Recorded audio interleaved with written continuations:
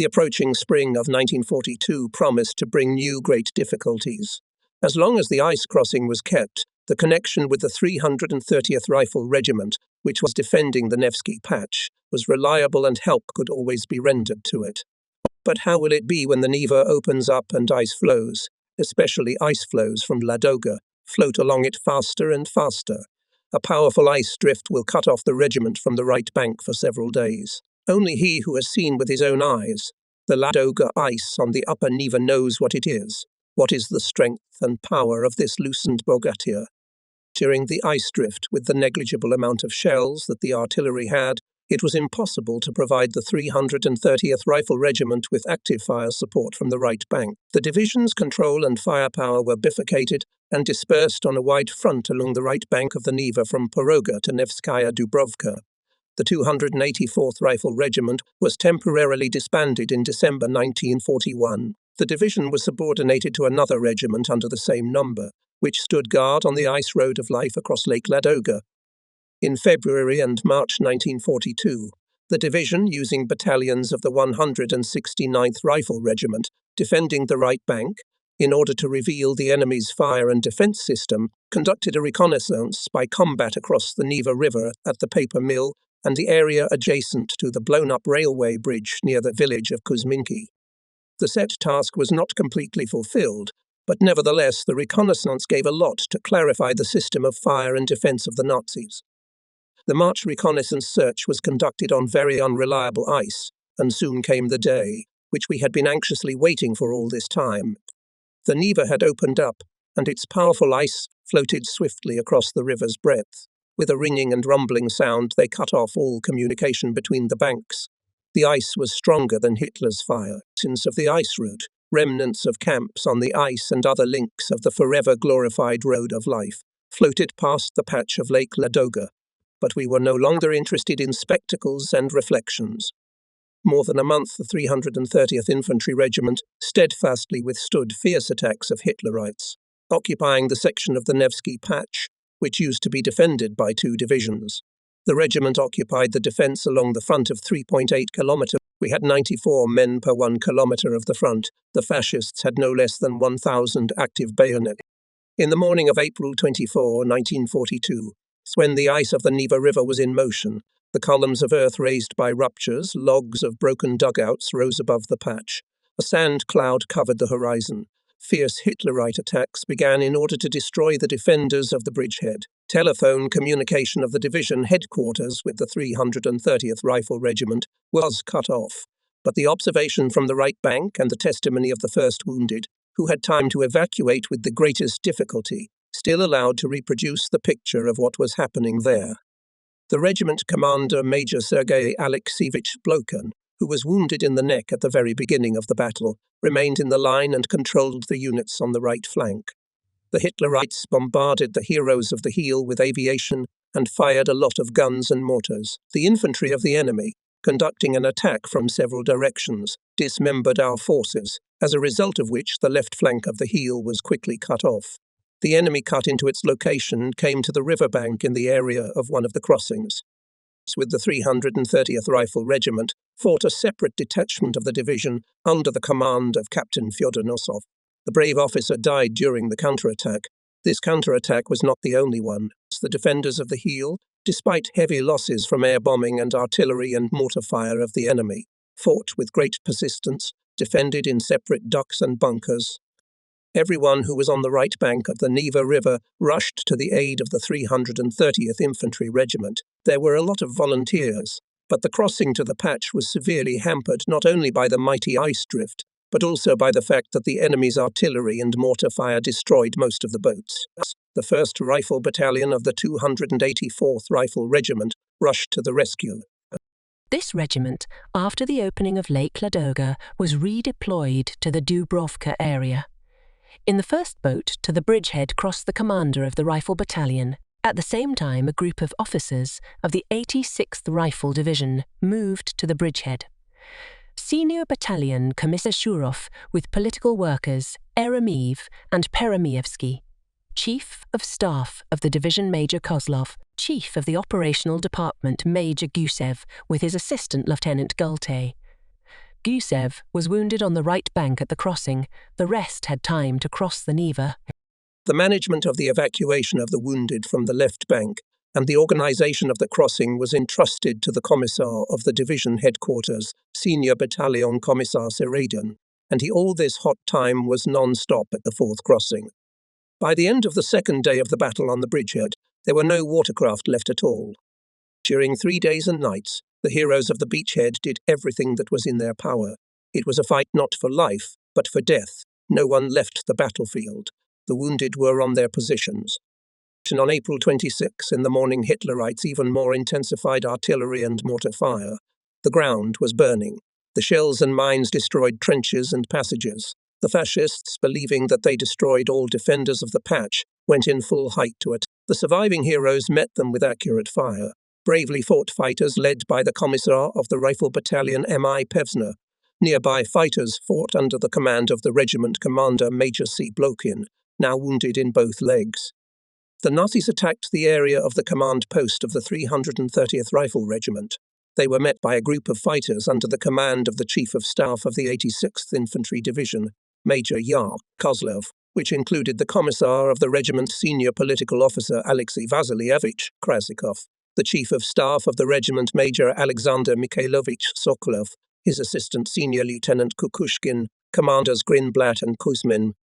More than 12 times supported by powerful artillery fire, using flamethrowers which burned all living things, Hitlerites rushed to attack a handful of the bravest of the brave, and each time rolled back with heavy losses.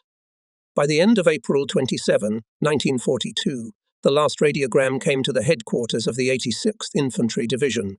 It said, "As one soldiers and commanders to the last drop of blood will beat the enemy.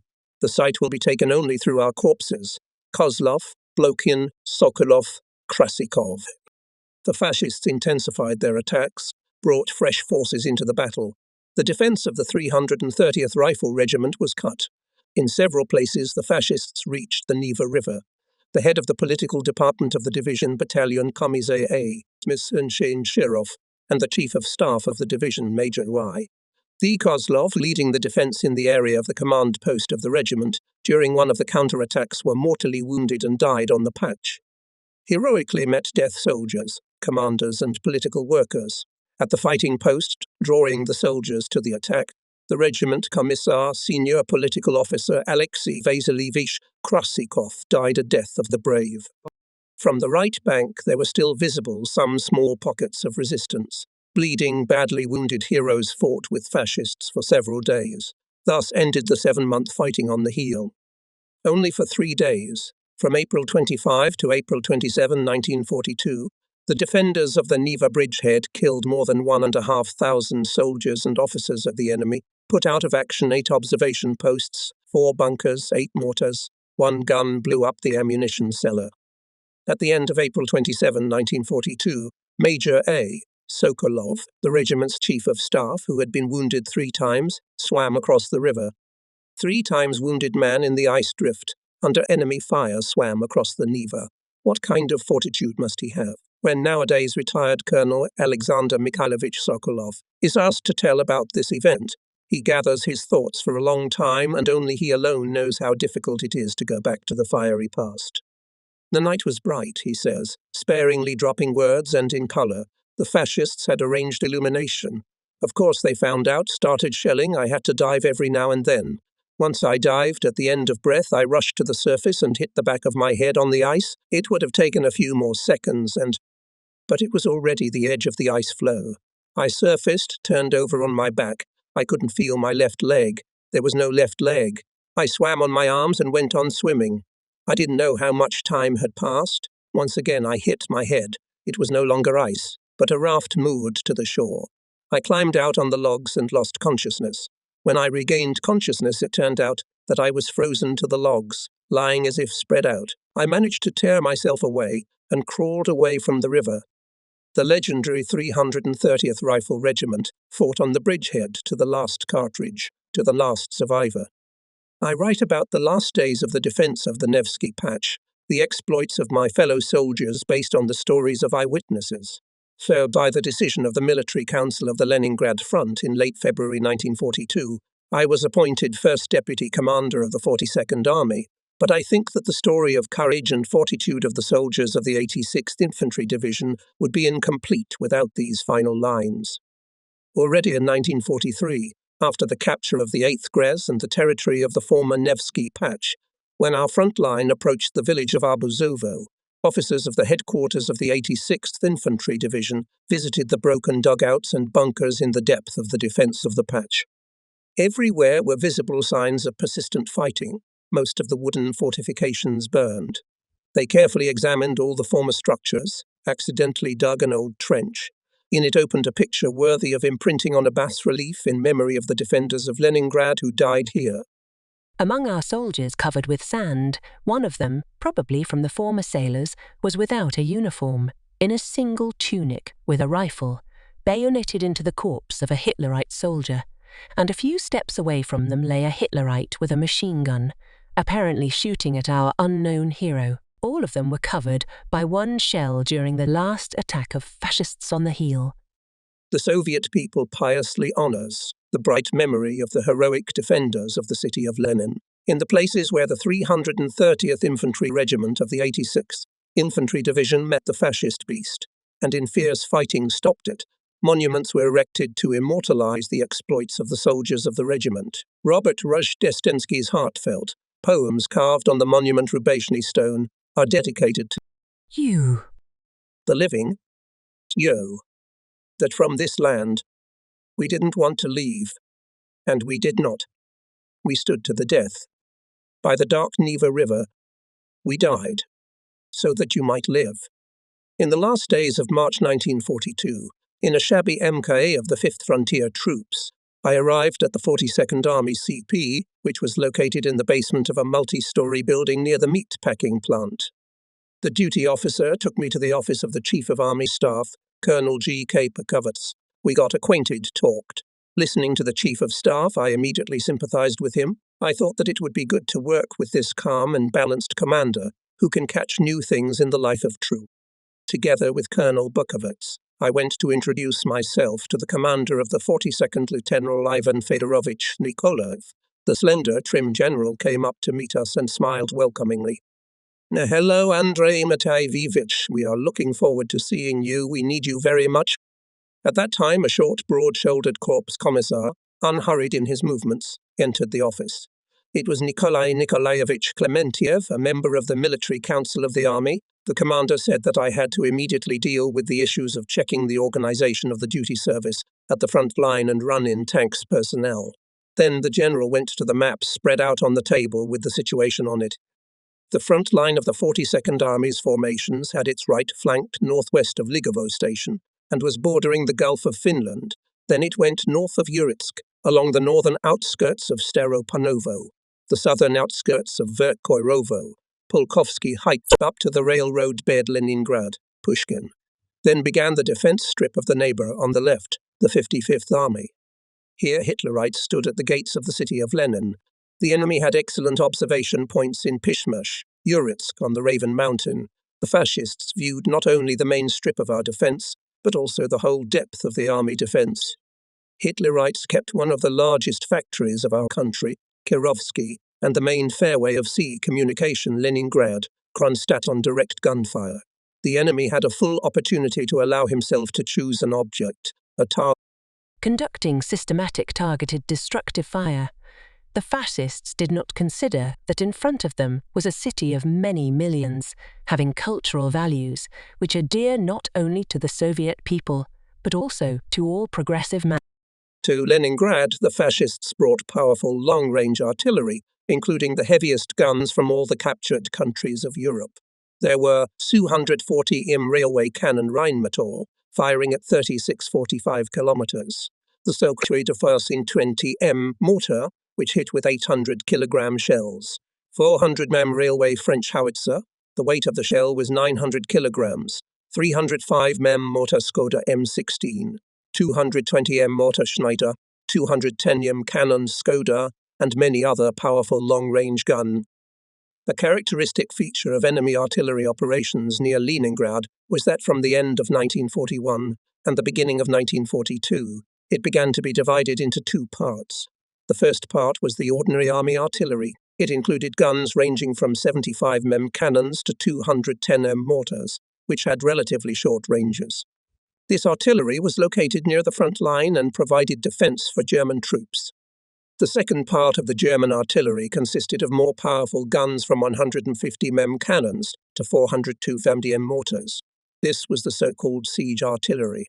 It was located in the depth of the defense and had a special task: to destroy the city, destroy its population, and affect communications.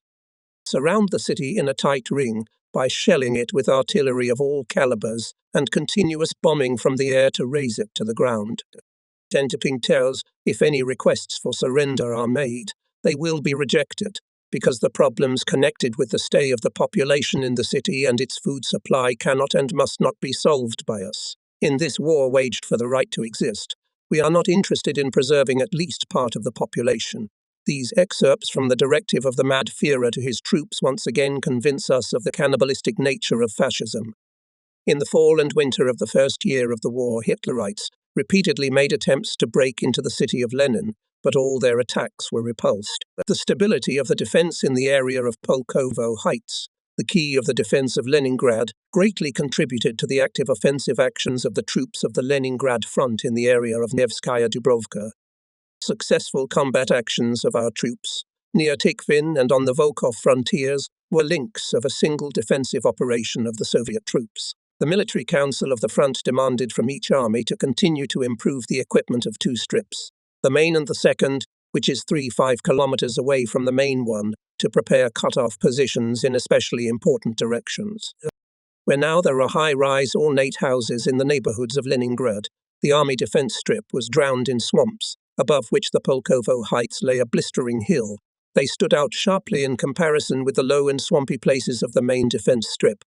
Closer to the right flank of the army strip, perpendicular to it, was the railroad embankment of the Baltic Railway, and on the left flank, near the junction with the 55th Army, was the railroad bed Leningrad, Pushkin. Even farther back, in the areas of Rogatka and Myasokombinat, a high railway embankment ran parallel to the frontage of the main defense line of the army.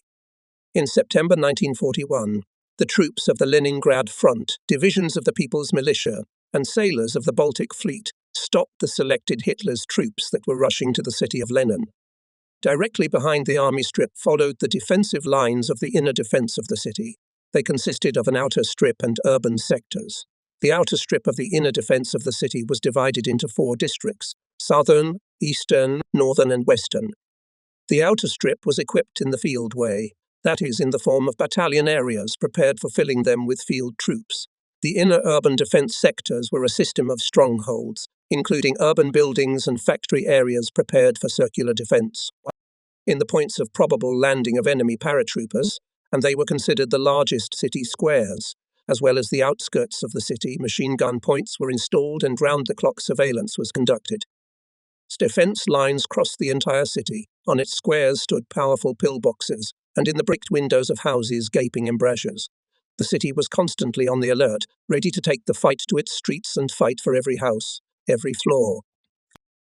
Acting First Deputy Commander of the 42nd Army, I spent a lot of time on issues of maintaining high combat readiness of the 1st Echelon troops, occupying the main line of defense, especially the personnel of the first position, strongholds and defense nodes. With commanders of all levels worked out the interaction of fire and maneuver, the organization of observation service, field training, and further improvement of defensive structures. We put a lot of work into the training of personnel in tanks. The army began to receive large quantities of armored turrets removed from unfinished battleships and cruisers, turrets from KB tanks, and individual armored plates. We began to reinforce the field structures of the main and second line of defense of the army with bots, bunkers, reinforced with armor plates. Bot and Zot cut into the railroad embankments, especially in the area of Rogatka, significantly strengthening the approaches to the city. In the fall of 1941, the troops and the population did a tremendous job of building defensive structures. On the southern and northern bypasses by the beginning of 1942, there were about 82 km of anti-tank ditches, almost 25 km of escarpments and counter-escarpments, about 9 km of embankment, 144 km of wire barriers, more than 24 km of barricades, 1,400 armoured, reinforced concrete and wooden earthen fire points. In winter, the city could not allocate enough people for the construction of military engineering structures, and in the army, units weakened from malnutrition fighters were less engaged in heavy defensive work. The bony hand of hunger stretched over the civilians and defenders of the city of Lenin. Since November 20, 1941, 250 grams of bread per day were issued on work cards and 125 grams on other cards. On the front line, a soldier was given 500 grams a day, and in rear units, 300 grams. In December, the stock of cereals and vegetables ran out. This was the usual menu of those days. Breakfast, flour soup; lunch, the same soup or flour porridge; dinner, again flour soup. In the units, especially in those that were in the second echelon, many soldiers, like the townspeople, were sick with elementary dystrophy exhaustion. On December 1, 1941, in the troops of the Leningrad front, operating in the blockaded territory, were sick with a severe form of dystrophy 6,061 people. On January 1, 1942, the number of patients increased to 12,604, and on February 1, to 13,719. For 3 months, the units lost more than 11,000 commanders and ordinary soldiers, that is, in fact, a full division. Since February 1942, the number of patients with dystrophy began to gradually decrease, and by the summer there were almost no cases. In the words of the old workers of the Kirov factory became winged in the city. "We will eat stones, but we will not give up Leningrad." By their heroic example, Leningraders tell us, there is no higher cause, no nobler duty than to give all the power of the mind, all the flame of the soul, all of themselves without a trace to the motherland, wrote on February 12, 1942, the frontline newspaper on guard of the motherland. During this period, the party and Komsomol organizations were tasked to educate the fighters' unshakable faith in the rightness of our cause, and victory over the enemy, high steadfastness in defense and constant combat readiness. The Military Council of the Front demanded from the political organizations to conduct their work in such a way that our people were constantly striving to enter into battle with the enemy, and this should not be an isolated phenomenon, but a headquarters and political department of the 42nd Army put a lot of effort to organize a broad sniper movement. Soon it became mass and effective in all units. I often remember one episode. At the firing position lined up mortar calculation, political officer of the company, round-faced lieutenant, firmly shaking hands with a fighter excited by the attention of all. Announces Private Petrovich Gavrilov, performing a combat task to defend the city of Lenin, being on a combat hunt, today killed a fascist beast.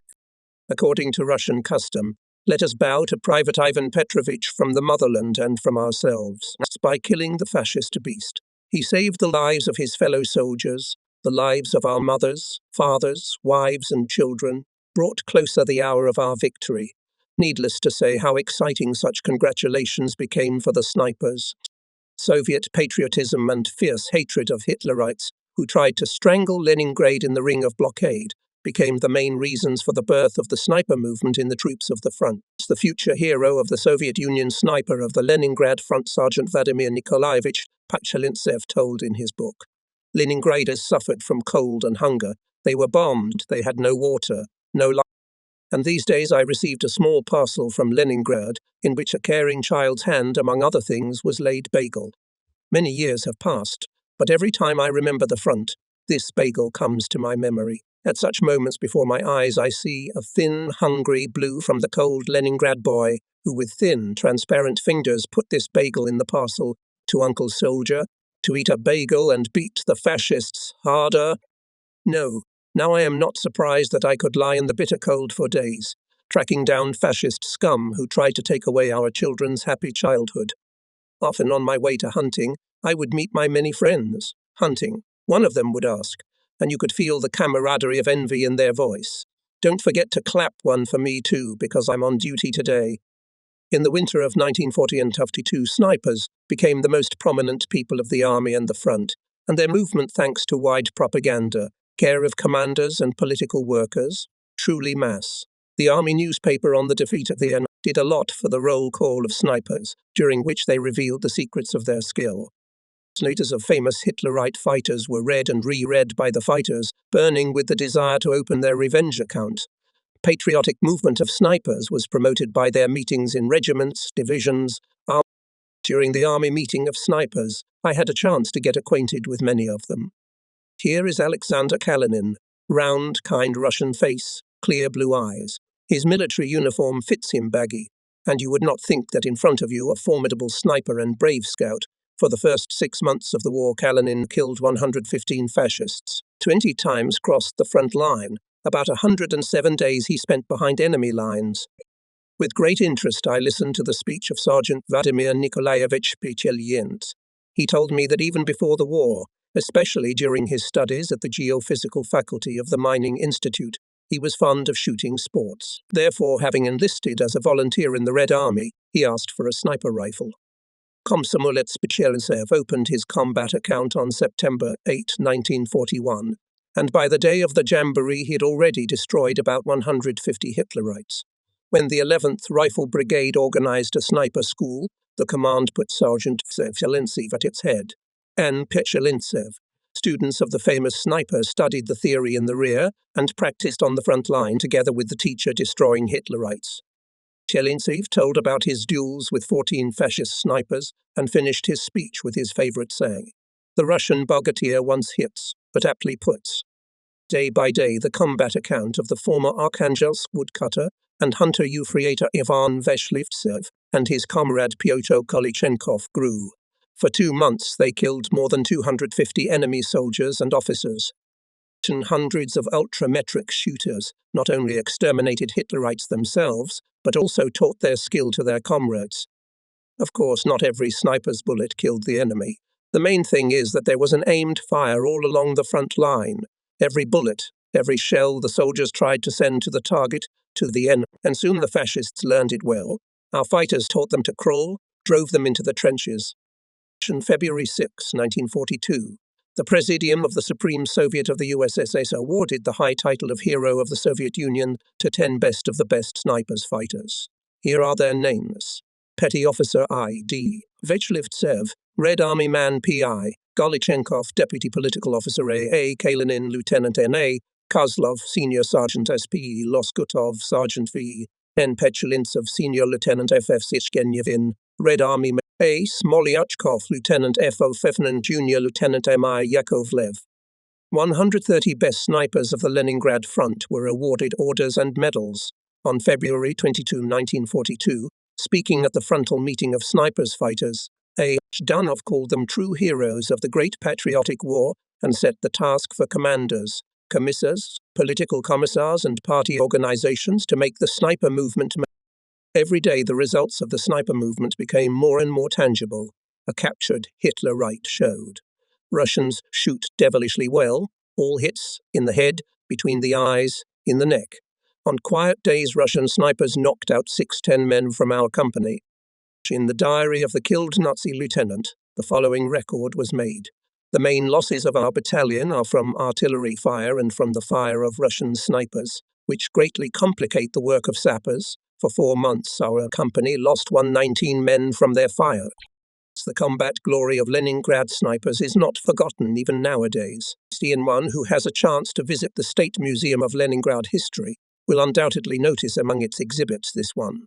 A rifle to which is attached a metal plate with the inscription, "To the Sniper Fighter I," Dobrik from a member of the Military Council of the Leningrad Front A. Zhdanov, February 22, 1942.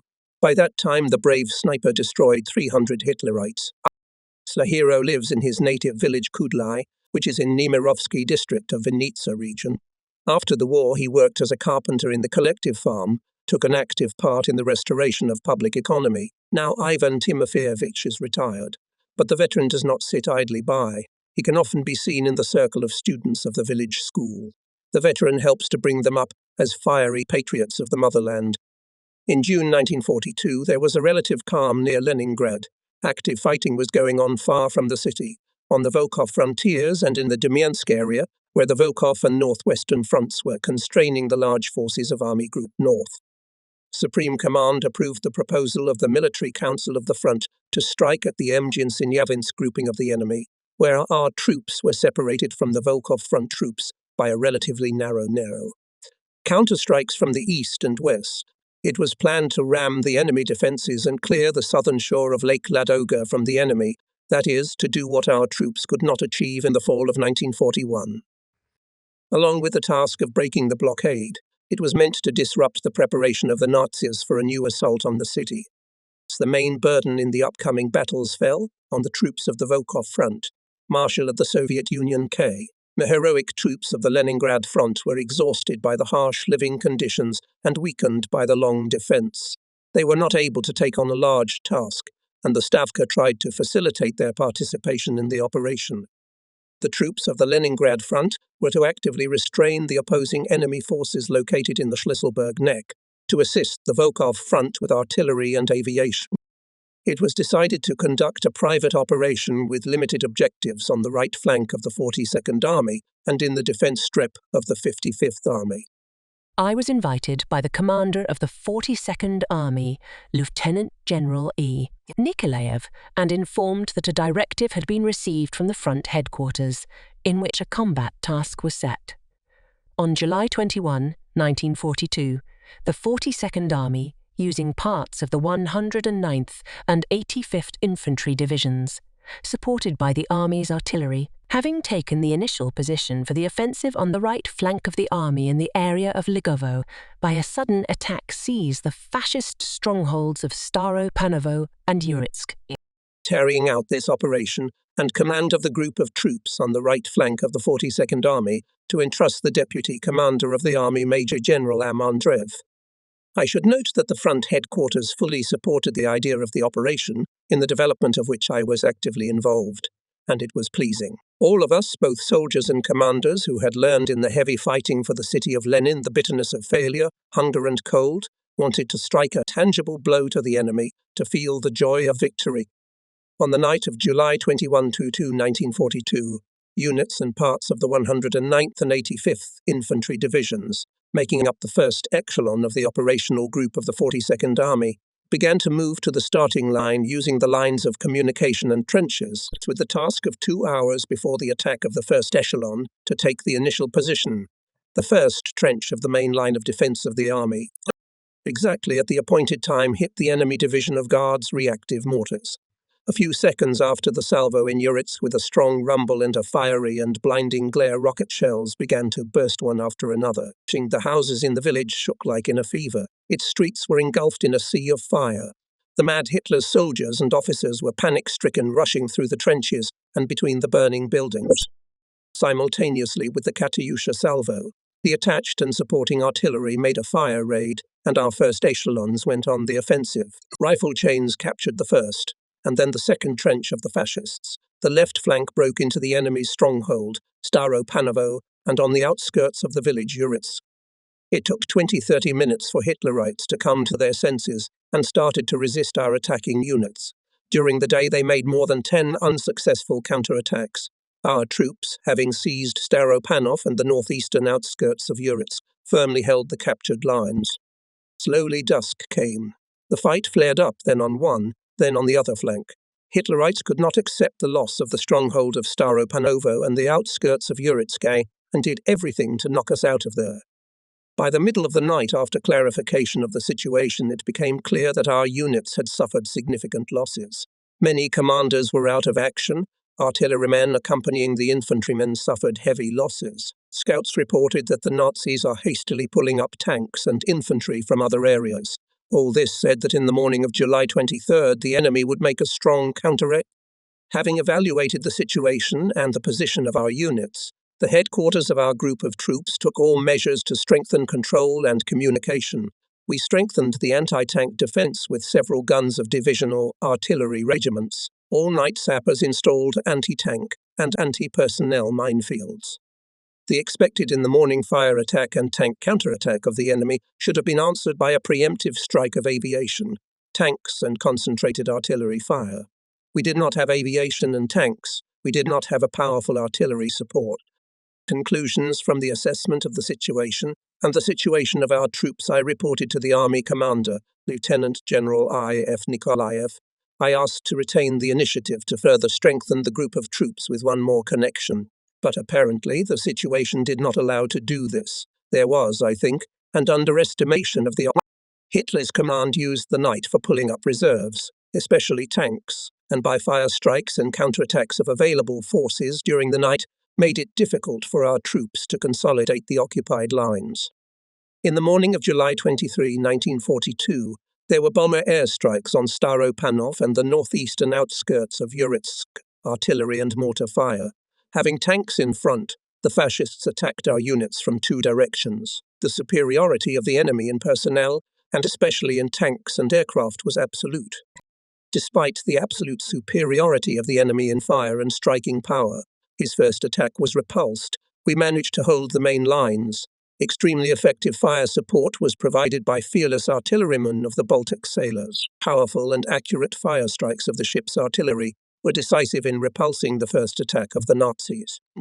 Not looking at the strong fire of the enemy, the sappers, despising death, installed new anti-tank and anti-personnel minefields.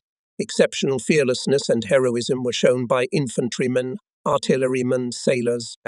Hitlerites conducted with the greatest tension and density of aviation and artillery preparation. They rained tons of bombs and shells on our units, which in Staropanovo and Uritsk managed to dig only intermittent and not full-profile trenches, and by the middle of the day, having conducted a repeated attack of tanks and infantry, cut into our fighting order in the center of the village of Uritsk and in the area of Staropanovo, crushed the left flank units. In Uritsk and further on the right flank to the Gulf of Finland, our units continued to fight for every house foundation and every crater.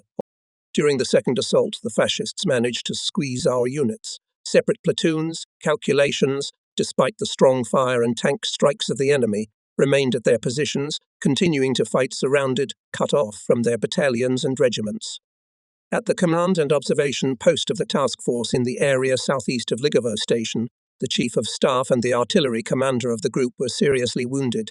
I was also wounded, but continued to lead the battle. The day was already drawing to a close, but the battle was not dying out. It was expanding along the front and especially in depth. In the village of Uritsk, engulfed in flames, there was heavy firing. In the fire rifle and machine gun and mortar battle entered the units that covered and rigidly defended the main front edge of the main defense strip of the army. The battle unfolded in depth from the previously occupied initial position to the advance of our units, to the boundary of our greatest advance into the depth of the enemy's defense. By evening, the information from units and parts came contradictory. To clarify them was more and more difficult. Most of the command posts were smashed by enemy bombs and shells. Many commanders were wounded, and some were killed. By the morning of July 25, 1942, our divisions and units were ordered to withdraw to their original starting lines. Stiff actions of the troops of the blockaded Leningrad were a kind of test of offensive abilities of divisions and regiments, their preparation before the decisive battles, which were soon to unfold. In these battles, the Nazis suffered heavy losses in manpower and equipment. At the end of October 1942, I was summoned to Moscow, where I received an unexpected, but very flattering for me, offer to head the formation in the far east of a compound of border guard soldiers, the frontier troops, to which I was sent on a Komsomol ticket in 1924, have always remained close and deep. I started my military service in the Smolensk regiment of the OGPU. From here I was sent to the frontier. I passed in a cap with a green trim on steps of different posts on outposts in NKVD troops. In 1939 he graduated from the Franz Military Academy and, as the reader already knows, was appointed head of the 5th Frontier Sestroretsk Red Banner Detachment. I was looking forward to a new meeting with border guards, believing that I would find among them reliable combat comrades who would not let me down during the most difficult trials. It seemed that the train was unbearably long at the stations packed with echelons. Platforms with cannons, tanks, and other equipment covered with tarpaulins were coming to the front in a continuous stream. Concentrated faces of soldiers and commanders looked out of the teplushki. By the will of the party, our entire country turned into a single giant military camp, the harsh, confident life of which testified to the imminent turning point. In Khabarovsk, I was met by Major General Anatoly Nikiforov, head of the Far Eastern District Border Troops. He told me about the selection of command and political personnel for the new compound, about many unresolved issues. So far, the regiments lacked artillerymen, communications specialists in the engineer sapper service. by order of the General Staff, should be allocated to us from the troops of the Far Eastern Front. Front Commander Army General I.R.A. General I. Apanasenko, to whom I introduced myself immediately after the meeting with Nikiforov, received me not very welcoming. After learning with what purpose I arrived and where I had previously fought, Joseph Rodionovich, with undisguised bitterness, expressed about the failures of our troops at Leningrad. For what only reward you there? Me sliding a glance at the 3 orders of the red banner on my jacket, he said unhappily. I knew well that the glorious hero of the Civil War, former chief of the 1st Cavalry, is raring to go to the front. All his thoughts where there are fierce battles with the Nazis. His irritation is also understandable, and still he considered it necessary to object. To say that at the front it happens that some people get their orders taken away for old merits. All right, don't take offense, General, said Apanasenko, standing up from behind the massive carved table. Shrugging his mighty shoulders, he walked leisurely along the carpeted path to the office door. Opening it, he ordered the adjutant to serve us tea. Then, sitting opposite me in a chair that creaked pitifully, Iosif Rodionovich asked about the situation on the Leningrad front for a long time, and it was felt that he was looking for answers to the questions that had long given him no peace. Finally, pushing aside the empty glass, he said, I know why you've come. Ask for whatever you want for your border division. We'll give you the best men. Nothing is spared for the front. The life of the new unit took me over without a trace. Far Eastern Rifle Division of the NKVD troops was composed of soldiers and commanders of Khabarovsk and partly Primorsky border districts. There was no shortage of volunteers to go to the front, as they say. We received hundreds of letters from border guard soldiers with only one request. I want to go to the front line. I want to beat the enemy. The unit was formed according to the wartime staff of the People's Commissariat of Defense and was named Far Eastern Rifle Division of the NKVD Troop. At the head of the division and its regiments were put experienced commanders and political workers.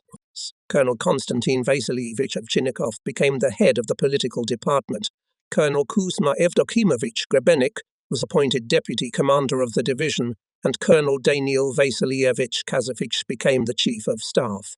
Both commanders, participants of battles with Japanese samurai, on such companions could be relied on in everything.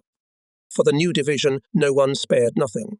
From the Far Eastern warehouses, soldiers and commanders received good white fur coats, felt boots, a full set of light small arms. We were to receive heavy weapons later, when we relocated to the Perm region, where units and regiments intensively engaged in combat training. The final tactical exercises with live firing were attended by an authoritative commission from the People's Commissariat of Internal Affairs and the General Staff. Kherson, the division is combat-ready, ready to join the active army, Ian said the general who headed it. We only need to sign the appropriate act. No, not ready. I was forced to object to the chairman of the commission. We have absolutely no transportation, neither automobile nor carriage. How can artillery regiments, medical unit, general army commanders do without it? The remark is reasonable, agreed the chairman of the commission, making a note in his notebook. Part of the vehicles will be received before shipment, and the rest will be provided at the stations of the echelons. Indeed, a few days later we began to arrive herds of low horses, which at that time were called Mongols. They met the division's transportation needs by 10 to 15%. We never received the promised vehicles or artillery tractors. We realized that there was a difficult situation at the fronts. The order was received to urgently load into the given echelons and go on the road. In these days at Stalingrad, the offensive of our troops began, as a result of which 330,000 grouping of Hitler's troops got into the ring of encirclement.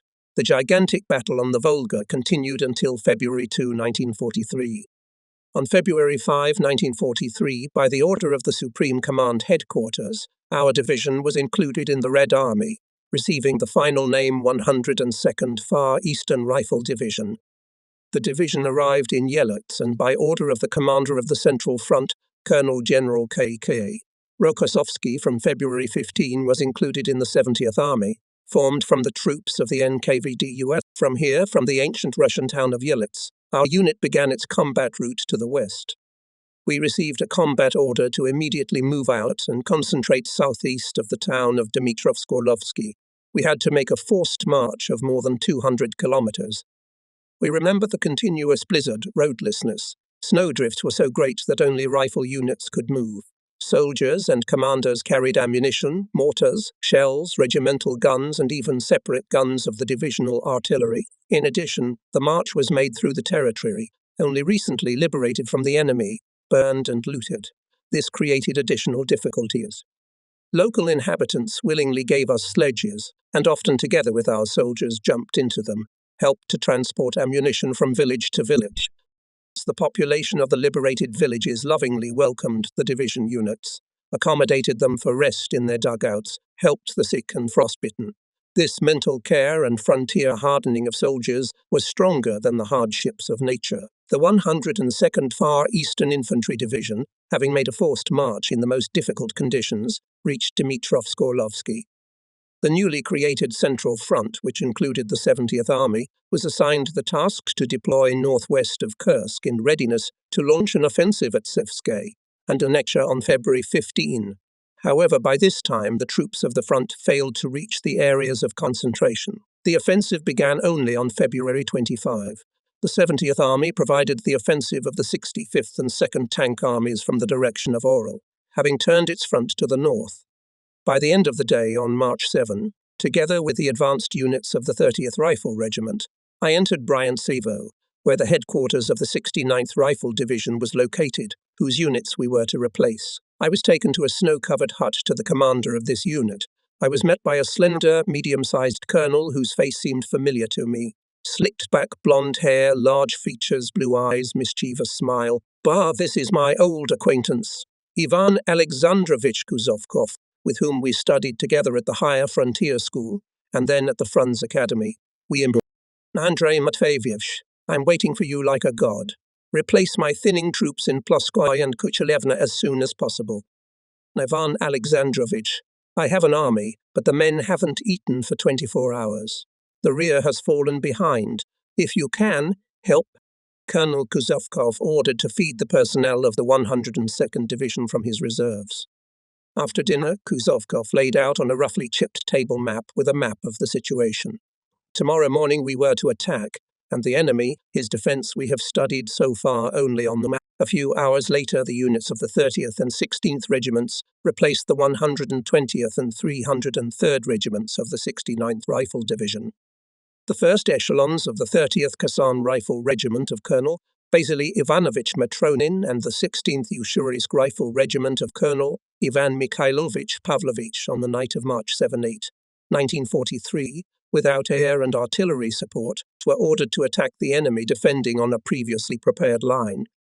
The approaches to the enemy defense line were crossed by a stream with a deep, swampy floodplain. Hitlerites had time to well equip their positions. They had a widely branched network of trenches with machine gun points and bunkers, wire barriers and minefields. But the blow of our units was swift and unexpected for the fascists.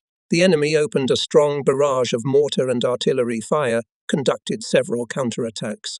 They also managed to repel them.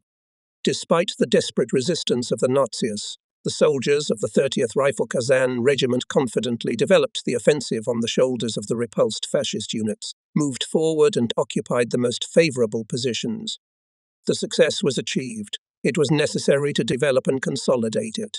Meanwhile, the enemy pulled up reserves, intensified fire, his aviation bombed, and for several days the fascists counterattacked the units of the Kasansky and Ussuriski regiment. However, where the border guards from the Far East stood, the Nazis did not pass. Kasansky and Ussuriski steadfastly kept the captured frontiers. By this time it became obvious. The element of surprise was lost. The enemy continued to pull up their reserves. Consequently, without providing divisions with ammunition, artillery, tanks, aircraft, and without cooperation with neighbors to continue the offensive is impossible. The command decided to stop the offensive, set the task to firmly hold the occupied lines, to strengthen the defense in depth, to turn the occupied positions into an insurmountable fortress. The March battle served us as a severe school, in which the soldiers and commanders acquired the first bits of invaluable experience of war. These battles showed the insufficiency of our skill in conducting combat operations in difficult conditions. Commanders of units and units were not always at the top when organizing interaction on tasks, boundaries and time with regular and attached means of reinforcement. Commanders had only just learned how to place, move, put into battle, and fire support of second echelons, battalions, and regiments. Turns he who knows the enemy, he wins. There was no need to talk about this truth to the border guards. They knew it all very well. Soldiers, sergeants, platoon, and company commanders showed excellent observation, eyesight, speed, and accuracy of orientation, especially in the night battle. In short, they demonstrated a high combat school of border service. But this could not be said with regard to the headquarters, units, and formations. Intelligence data was processed slowly, analyses and conclusions were made superficial. Mutual information and interaction between units and headquarters of branches and neighbours were poorly organised. Headquarters needed more cohesion. Regimental commanders still had little reliance on their headquarters and did not work much with them. How important it is to start the first field battle well. The first victory inspires, creates an incentive for further offensive. For us, the February-March battles of the division were hard. The advanced units of the 102nd Far Eastern Rifle Division did everything they could. So personnel of the compound did not lose the presence of mind, showed exceptional endurance. So began the combat history of the 102nd Far Eastern Infantry Division. History is made by people. The history of our division is the history of courage, selflessness, high political maturity, shown by the border guards of the Far East in the battles with the Nazi invaders. During the battles on the outskirts of the town of Dimitrov-Sklovsky, a group of soldiers of the 40th AMA Rifle Regiment advanced far ahead and were surrounded by the Nazis. Later, when the division occupied this area, it turned out that the frontier guards fought with the vastly superior forces of the Nazis literally to the last, killed more than 30 fascists. The whole group perished. In the pocket of the gymnoskeleton of Private Elisiv, they found a note written with a chemical pencil. The letters floated up somewhere, but we managed to read it. Here's what he wrote. Dear comrades, I'm going into battle as a communist, and I swear I won't disgrace this high rank, and if I die in battle, consider me a communist. Dear comrades, if I die for the motherland, then inform my parents that their son fought honestly with the enemy. To the address Kursk, Region Bidorsky District, Village Konyaevo, Death the other side of the leafless. Death to the German invaders. Believe, comrades, victory will be ours. Long live our heroic Red Army. Goodbye. With a fiery greeting, Elisiv. The note was transferred to the political department of the division. It is still kept in the archives. In accordance with the combat order of the 70th Army Headquarters, our division moved to the defense on the outskirts of the town of Dimitrov-Sklovsky along the line of Bryancevo, Ferezovo, Halzevo, Muravchik, on the left flank of the 70th Army, the northern front of the Kursk Bulge. To the left defended the compounds of the 65th Army. Combat order of the division, 2 echelons. In the first echelon on the right flank of the defense took the 40th Amur Rifle Regiment, commanded by Colonel Markian Pogrebnik. Before his arrival in the compound, he was deputy chief of the 63rd Border Detachment. On the left flank, the 30th Rifle Kazan Regiment, commanded by Colonel Matronin. In the second echelon took the defense of the 16th Uzuraysk Rifle Regiment, commanded by Colonel Pavlovich. The width of the regiment's defense areas, their depth and means of reinforcement were determined by the peculiarities of each direction, tank danger and operational expediency of the army defense.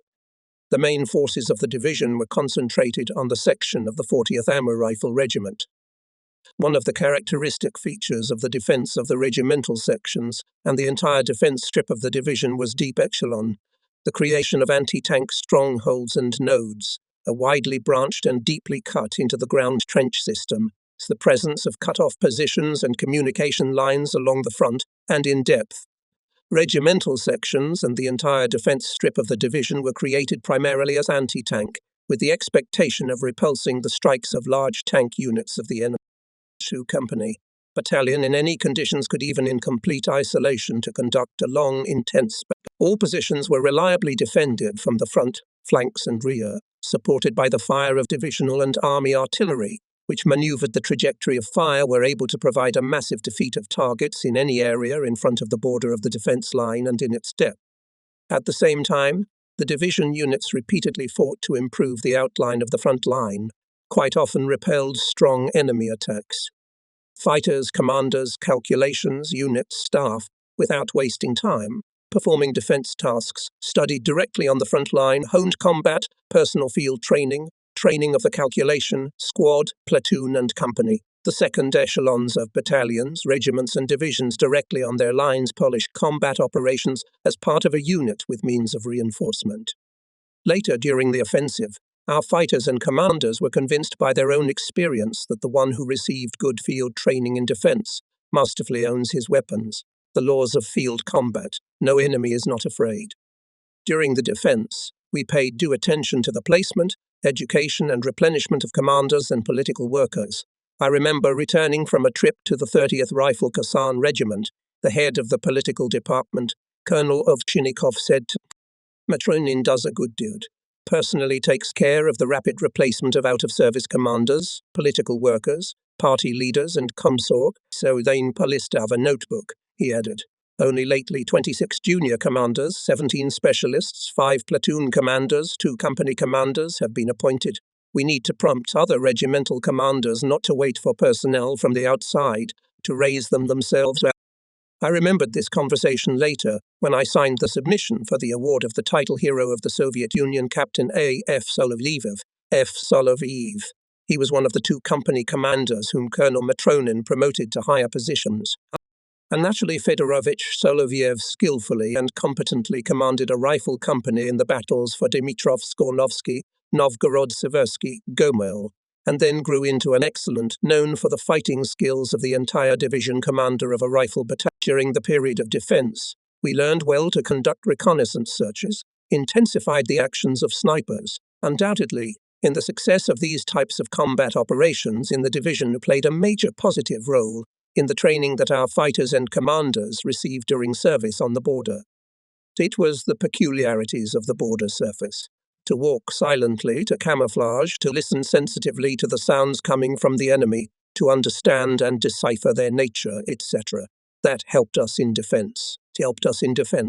Border guards in their mass were able to shoot accurately. It served as a basis for the development of snipers' movement. Masters of marksmanship of our division kept Hitlerites in constant tension.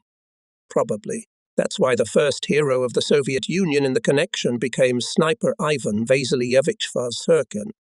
Vazherkin's combat biography is typical for the fighters of the 102nd Rifle Division. Born in the Ryazan region, he was drafted into the army in 1938 and until November 1942 stood guard over the far eastern borders of our motherland. At the end of 1942, Sergeant Vazherkin became a squad commander of one of the units of the 30th Kazan Regiment. He became a sniper in the very early period of fighting, when the division tried to stabilize the line of defense, chose for this purpose the most advantageous lines, repulsing them from the Germans. Behind the back of the squad commander, Sergeant Vazherkin, then was an ordinary Russian rifle of the 1890 Anathi model. But even at the outpost, Vazherkin learned to shoot perfectly. He knew the 3-line rifle to the last screw. Once moving forward, his squad was stopped by enemy fire. Vazherkin hid his men in a crater. The Germans took the border guards under targeted fire. Then the squad commander Vazherkin secretly crawled out of the funnel, began to observe. The sergeant quickly understood the situation, found a snow blockage, from behind which 2 Hitler's soldiers were firing with automatic rifles. Vazherkin put a cartridge in the chamber. Someone of our Red Army soldiers squawked in the funnel, and the Nazi immediately came out from behind the cover and opened fire.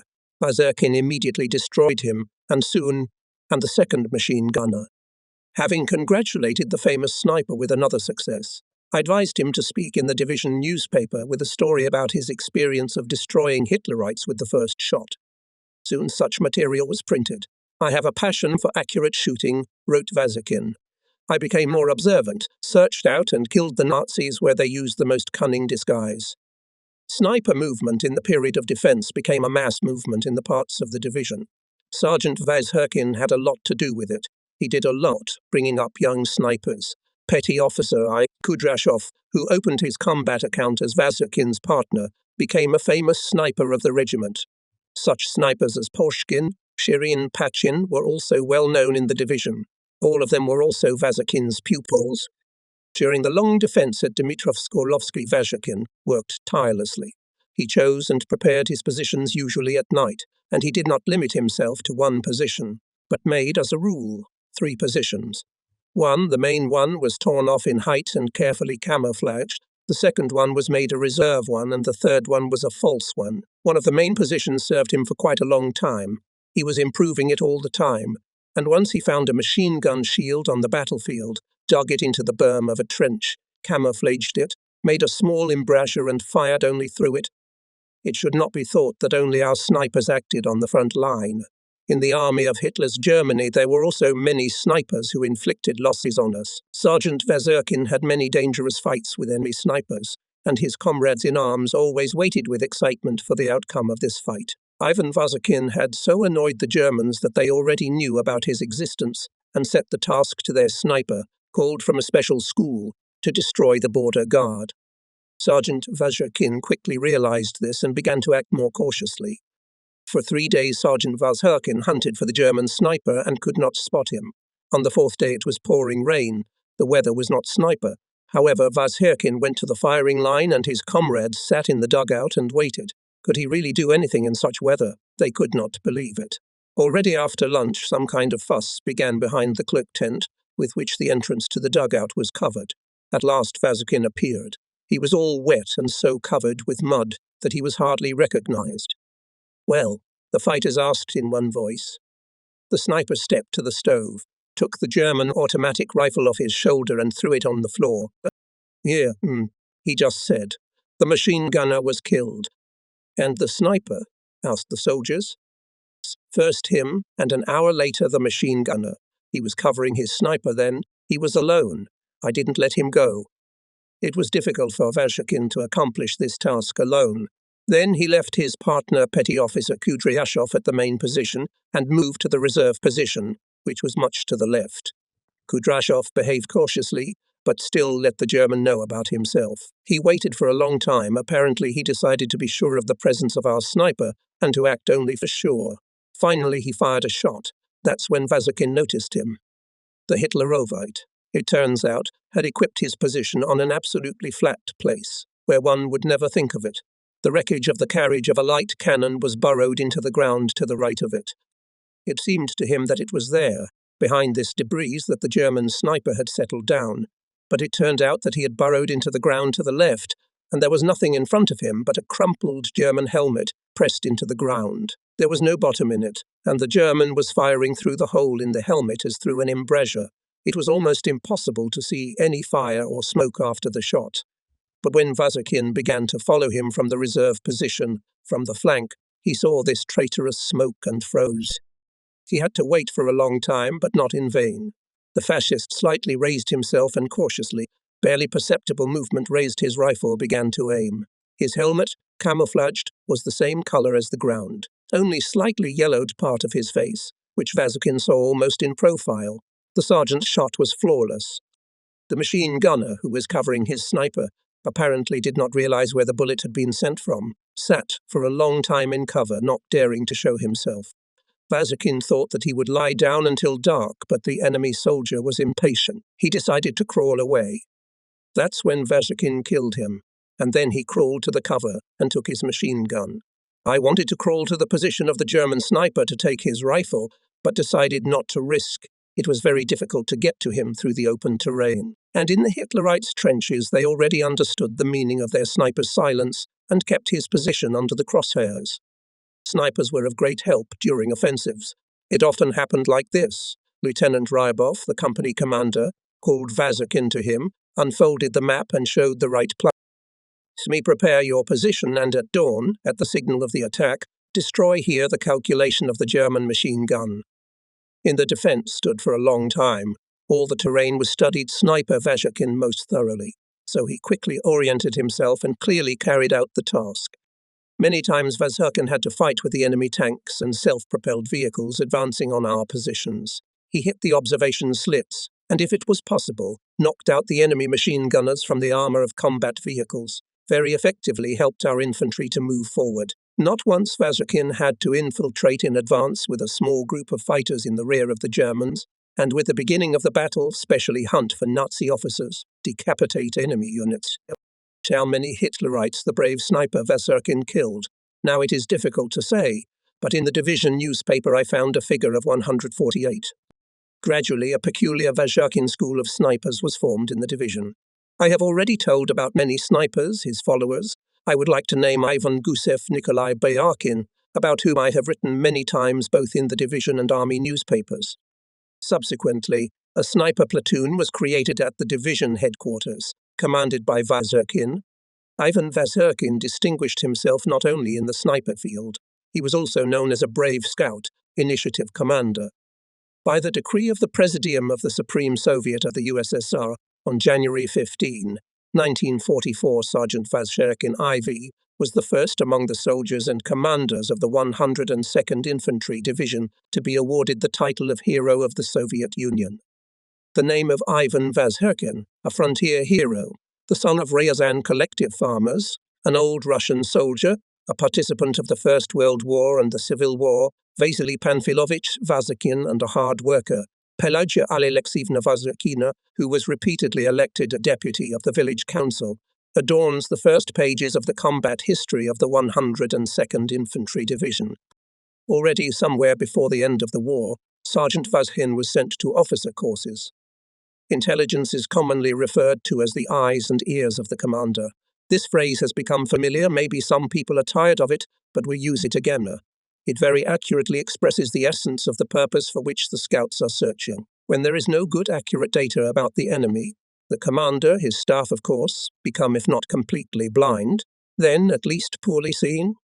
Junior Sergeant Peter Florovich Petrov, who served in the border troops for more than 3 years, was an outstanding scout. It is clear that one does not become a master of search at once. The group went without sufficient preparation, without studying the area where it was supposed to take the tongue, without knowledge of the enemy's defense system, and failed. I remember such a case. A search group from the Reconnaissance company of the division went out at night to search. The soldiers at the front line talked to the commander of the rifle unit, learned something from him, and moved forward. The capture group outlined the target, got up, rushed to the trench where the Hitler was sitting. There were 30 meters to the trench, and suddenly the fleeing scouts jumped on something elastic. Some invisible force threw them back on the ground. They fell, there was a ringing noise. Nobody understood anything. Hitlerites opened indiscriminate shooting, the group, and not without losses. What is the matter? There was nothing mysterious in this failure. They went without proper preparation, and though they demined the area, crawled close to the trench and rushed forward amicably, but because of the darkness they did not see the tight as a string-stretched wire, jumped on it and fell. On the wire were hung tin cans, all sorts of iron. They rang. The Germans opened fire. That's the whole secret of failure. And if we had watched, crawled beforehand in front of the Hitlerites' front line, we would have seen the wire, and it was not difficult to make the necessary passages in it. Junior Sergeant Petrov many times went in search of the senior group, and never once with him happened a mishap similar to the one described above. Only in the defense at Dimitrov-Sklovsky he hunted for the tongue at least 30 times. About the capture of his first tongue, which the group took in early March, he told me after his return, "We carefully studied the enemy in the search area, made passages in minefields, raised the wire where necessary. The Germans had no solid defense in that place, and at night a sentry was walking along the wire jumping from the cold. They decided to capture him. The search went without any special adventures. The German was grabbed from behind, gagged, and quickly tied the trophy with a rope. It was a bit difficult to drag the Hitlerite. He turned out to be a real heavyweight. They put him on a cloak tent, passed the rope under his bound hands, and dragged him, as on a sledge, through the snow. At first the prisoner behaved relatively calmly, but when he was pulled under the raised wire, he suddenly began to thrash and got caught in the wire. The Germans discovered the group, opened fire, and wounded the tongue. Goods that easily, or else the search would have been lost. As you know, the importance of reconnaissance is sharply increased before the offensives. The commander needs to know exactly the forces and means of the enemy, the construction of the defense, its reserves, etc. When at the end of July 102nd Rifle was preparing to attack at the Kursk Bulge, on my order Petrov went out to search with a small group. He already knew the enemy's front line like the back of his hand. The first and second line of German trenches scouts passed unnoticed. They moved to the rear, carefully camouflaged in the shrubs. From their hiding place, the scouts saw the trenches and dugouts of the Germans. One of these dugouts attracted their attention. It was entered mostly by officers. Probably there is the headquarters of some unit, suggested Petrov, when it was already getting dark. Several officers accompanied by soldiers came out of the dugout and left. Near the dugout, everything became quiet. 2 Hitlerites, one, judging by the epaulettes, an officer, the second soldier, remained at the dugout. The soldier took out some neat boxes and put them near the path that led to the rear. Then the Nazis were talking about something. I got the impression that they were going somewhere. What if the Nazis are preparing to evacuate? Dusk had not yet thickened when the scouts decided to act. They were worried that the Germans were about to leave this dugout. After all, it was not in vain that they put some boxes near the path. When the Nazis entered the dugout, Petrov, quietly like a shadow, moved towards it. Comrades remained in place as part of the support group. The scout entered the dugout. There were 3 Germans. The soldier was fiddling at the door, and at first, not realizing what was going on, looked at Petrov with bewilderment, even asked him something. The scout took out the Hitlerite with a dagger and shot the second one with a machine gun. With the remaining one, the conversation was short. The senior sergeant put a gag in his mouth, tied his hands, and looked around. This was clearly a headquarters dugout. On the table was a briefcase and a typewriter. The scout looked into the briefcase. There were some documents. He took them together with the typewriter. At that time, the telephone began to buzz. Petrov cut the wire and took the machine with him. He showed the Hitlerite with the muzzle of the machine gun to the exit. He went without resistance. Maybe he still hoped to meet his own. But where was there? Petrov's comrades picked him up at once. The scouts returned without losses. Language turned out to be very valuable. He was Peter Florovich Petrov had many awards. But the first of the scouts of the division, I gave him the Order of the Red Banner. Looking ahead, I want to tell you how I had a chance to meet with Senior Sergeant Petrov once again in the deep fall of 1943 on the right bank of the Soj River, south of Gomel. The scouts had just returned from a search which could not be called successful. Despite the fact that it was already cold and the mercury had dropped to 0, or maybe even lower, Petrov was dressed lightly, or rather so neatly that it seemed light. His head was tied with a piece of camouflage trophy cloak tent, and he, tall, slender, looked like a Bedouin or a Caucasian mountaineer. Well, I addressed him, "Is everything all right?" Petrov asked permission to smoke. Having received permission, he took a greedy drag and threw it away uncertainly. "Anything happens, Comrade General." His scouts came up, quietly talking about the search that had just ended. It turns out that the group brought the tongue but lost 2 fighters. That's why Petrov answered like that. True, he was not distinguished by great talkativeness.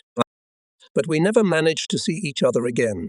The division fought hard and unsuccessful battles for the village with the loud name of Stenka Razin, and not even so much for the village.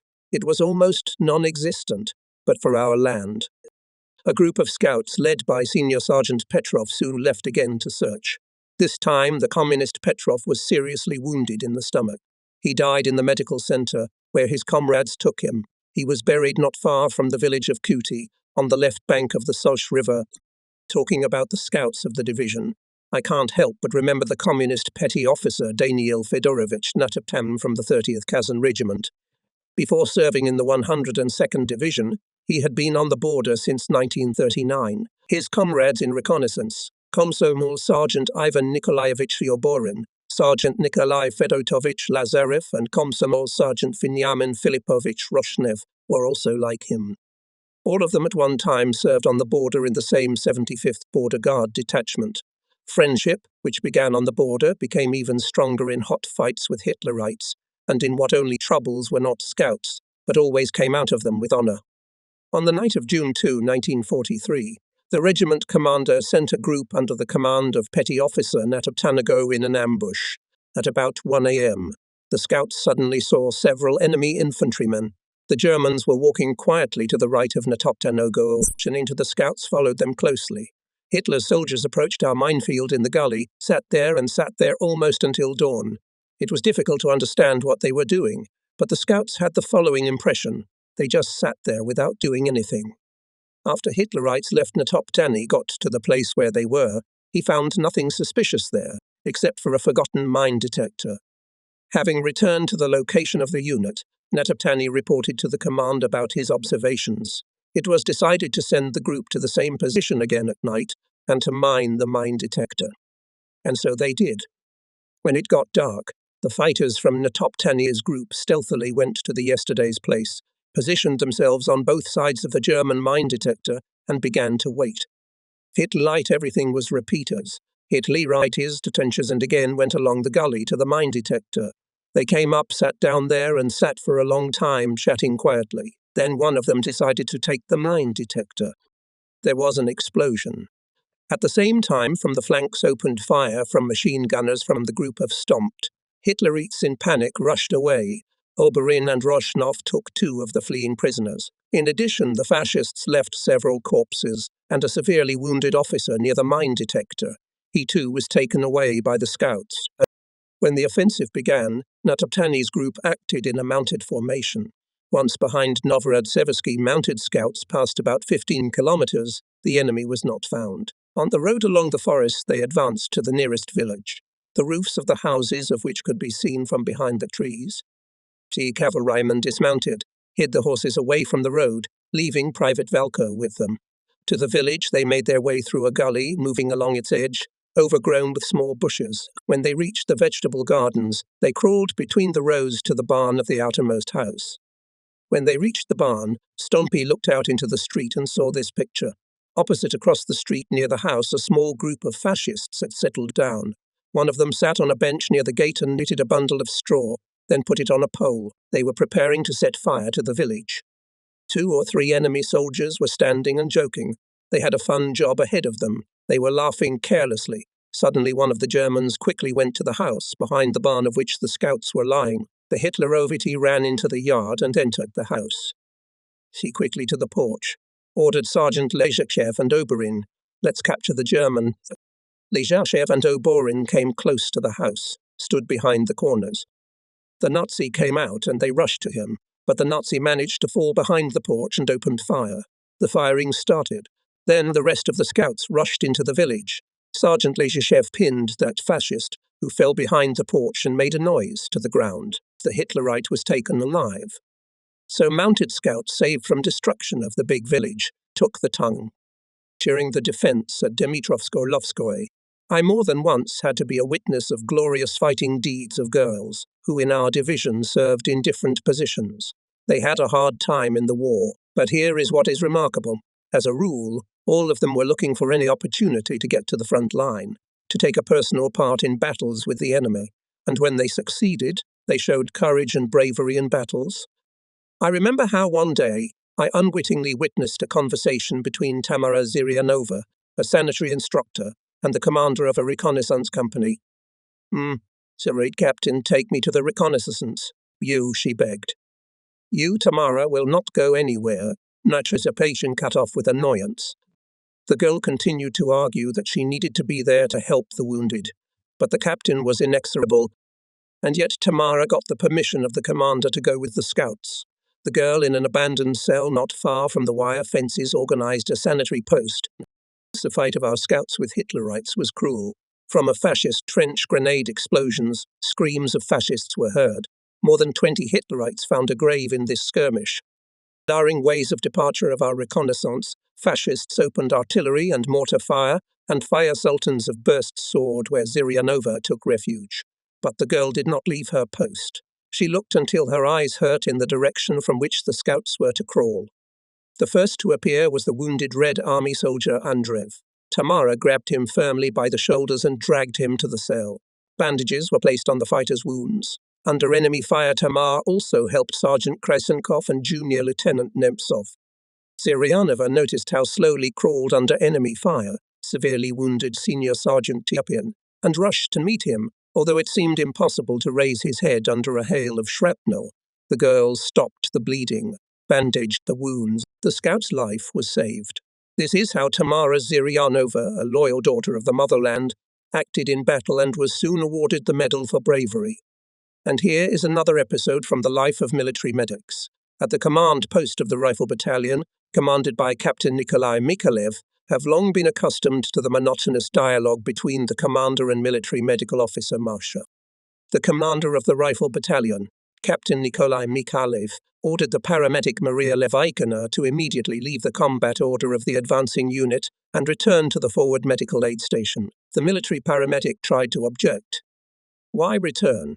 I want to help the wounded here. The next time you appear here, you will be penalized.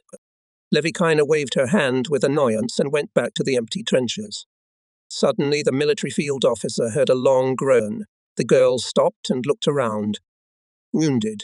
Climbing the berm, she looked around the recent battlefield. A wounded soldier lay on the blackened snow, behind shreds of barbed wire. Not far from him, enemy shells were still bursting. Voinfeldscher crawled forward. Look, the nurse is crawling into the minefield. The soldiers passing along the trench got excited. Get back, get back, shouted to her from the trench. But the girl continued to crawl. Suddenly her hand, bogged down in the mossy snow, came across something metallic, a mine. Looking around, she saw a field covered with snow bumps. There were a lot of them. The wounded man noticed a bag with a red cross on the girl's back and called out in a weak voice. Mädchen, sister, sister. Now, comrade, be patient. Levikina shouted to him and, trying not to think about mines, crawled forward. The wounded man lay just in the middle of the minefield. During the attack, he apparently stepped aside from the made passage and blew up on a mine. The fighter's leg was shattered.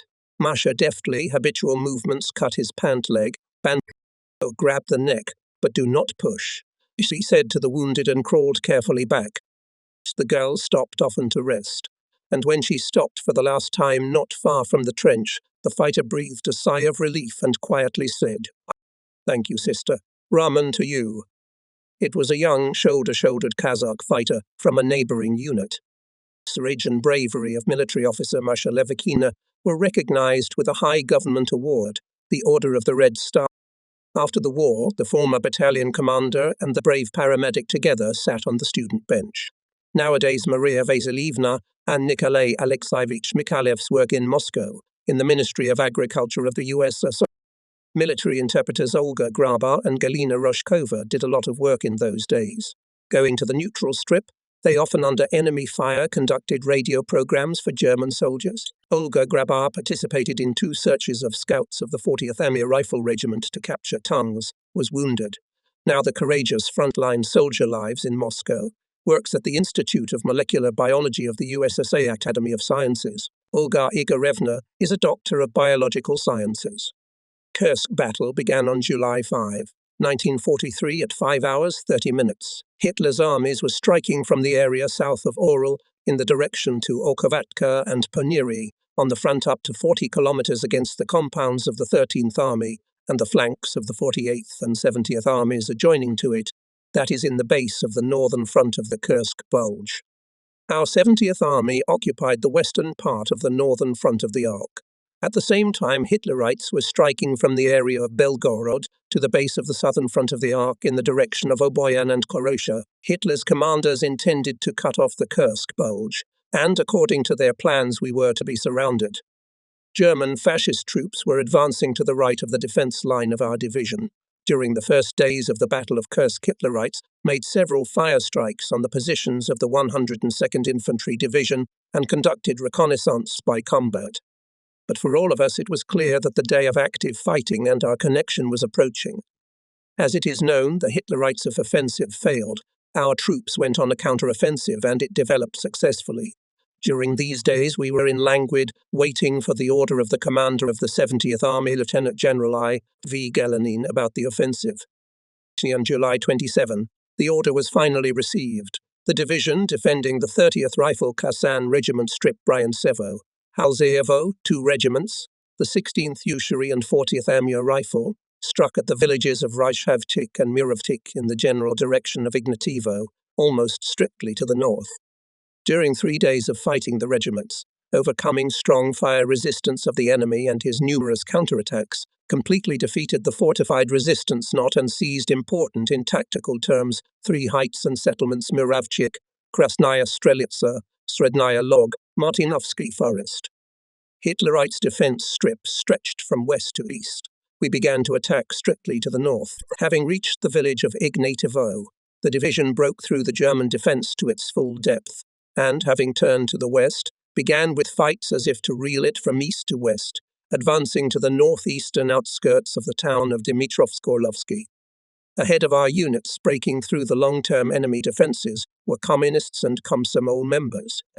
I remember the report of the deputy commander of the political part of the 40th Amur Regiment, dated August 5, 1943, about how the Partuda Battalion's senior Lieutenant Ivan Potapkin during the battle was in the fighting order among the soldiers, by personal example, drawing them forward to help the Partogrogsev companies to draw up documents for those joining the party to organize party political work in the battle.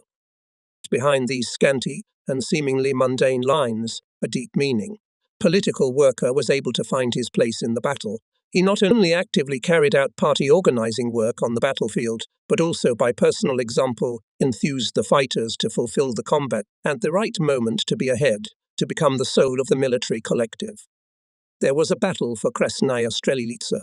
The platoon of Komsomol Lieutenant Stadnishenko was stopped by strong fire from the southern outskirts of the village. To advance further, to lose men.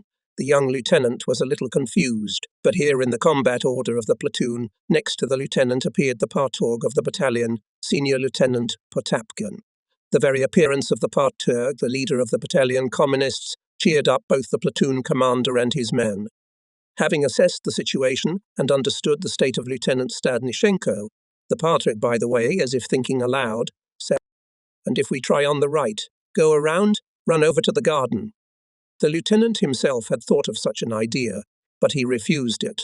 In the garden, he thought, just a lot of Germans because behind the trees you can safely hide, but the garden was located on the northeast side of the village, not along the defence front to the south. That's what the lieutenant did not take into account. Stadnishenko sends 2 fighters. They crawl to the garden, find out everything. In the garden, only firing positions of mortars. In mortar calculations on 5-6 Hitlerites. Lieutenant Stadnishenko's platoon, using the folds of the terrain, secretly concentrates near the garden. Then a throw, the calculations are destroyed or captured. Mortars become trophies. Partor Potapkin advised to strike quickly from the trophy mortars on Hitlerites' positions, located in the southern part of the village Krasnaya Strelitsa. Lieutenant Stadnishenko did so. The dazed Germans instantly got away from the village. Krasnaya Strelitsa was cleared of the enemy. When the battalion fought for the village of Ignativo, which was the last knot of resistance to the enemy in the depths of his defence, the first to the outskirts of the settlement leaked Sergeant Kryushkin's department. Zapata wrote about it on a sheet from a notebook and passed it along the chain. Soldiers of other departments began to leak more bravely after the sergeant. Hitlerites rose in a counterattack. Manual machine gunner Communist Pentyukov led them to 30-25 meters and opened a devastating fire, destroying more than 20 enemy soldiers. Potapkin wrote about it on a sheet of paper and passed it along the chain.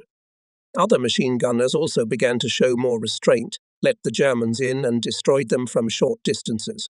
Reports on the chain about the feats of the best soldiers gave new strength to the advancing fighters, helped them to defeat the enemy and take Ignativo during the battles for the height of 259.4, covering the village of Afanasyevskoye. The battalion's advance was hindered by a machine gunner and an enemy machine gunner who were in a tank that had been hit. The battalion commander, Communist Major Makachev, stopped the battalion. It was necessary to suppress the firing points to avoid unnecessary losses. Who to send? Sergeant Komisarenko and Red Army man Vaishin, the deputy commander on the political part of the senior Lieutenant Grishin. Everyone in the battalion lovingly called Kosarenko just Kostya. Most of the soldiers respected him for his cheerful disposition, youth and desperate Komsomol dash. They also knew him from the border guard unit. There, in the Far East, he was a Komsomol leader in one of the units. Together with Komisarenko and Vaishin crawled and party leader Potapkin. Mukashev and Grishin looked at each other. It seems that they could have done without him, but if he went it would be more reliable. The minutes of waiting dragged on painfully, but then, one after another, several grenades exploded. The battalion went forward, and not a single shot was heard from the tank. I remember well Senior Lieutenant Ivan Potapkin, a short, thin, frail-looking officer. But he was a real party leader, a communist with a capital letter, unusually modest, never raising his voice at anyone. He enjoyed the deepest respect of all the personnel, not only of the battalion, but of the entire regiment. What a regiment! He was known and loved by many in the division. He was an amazingly charming man and even a poet, refuting the thesis that when the guns are rattling, the muses are silent. Ivan Potapkin in the moments of lull had time to write in the division newspaper not only articles in which he generously shared with everyone the experience of party political work of his own and supported, but also poems. Of course, he was not a professional poet, but in his sincere poems he strove to convey to his comrades in arms a great feeling of love for the motherland, the joy of victory. In the first days of the offensive, we were once again convinced how cunning and ruthless the enemy is. We were convinced that he was ready to influence our fighters by any means, just to get the information he needed. On August 3, 1943, Komsomolets Junior Lieutenant Boris Simonov, who headed a rifle platoon of the 16th Ussuri Regiment, was given the task to occupy the height of 254.8, covering the approaches to the village of Alexandrovskoye, and to hold it until the approach of the main forces. Lieutenant Zatyupa, the battalion commissar, also went into battle for the height with Simonov's platoon. By skillful maneuver, the platoon knocked out the enemy from the trench and occupied the height. Hitlerites, realizing the importance of it, decided to restore the position at any cost. On a handful of fighters unleashed a barrage of artillery and mortar fire. During the night, the fascists counterattacked the height 7 times. All the ground here was ploughed over by artillery fire. The platoon held on. By dawn on August 4, only Lieutenant Zatyupa, Junior Lieutenant Boris Simonov, and Komsomol Sergeant Konstantin Igorov remained alive, but they were also wounded. When it dawned, Hitlerites undertook the 8th counterattack. The defenders of the height continued the fight, but soon it became quiet at the height. When the next day the battalion knocked out the Nazis from the height, there were found 3 burnt corpses. It was difficult to identify Junior Lieutenant Simonov, Lieutenant Zatyupa, and Sergeant Igorov. It was established by the Special Commission. All 3, seriously wounded, unconscious. Hitlerites captured them. They brought them to their senses and tried to get information about our troops. Soviet soldiers were silent. Then the enraged fascist freaks began to torture them. To Simonov and Zatyupa, Hitlerites cut off ears, then gouged out eyes. The heroes were silent. The fascists began to take Igorov. He refused to speak. They put a belt noose around his neck and dragged him along the trench and strangled him. After that, the executioners again took up Simonov and Zatyupa.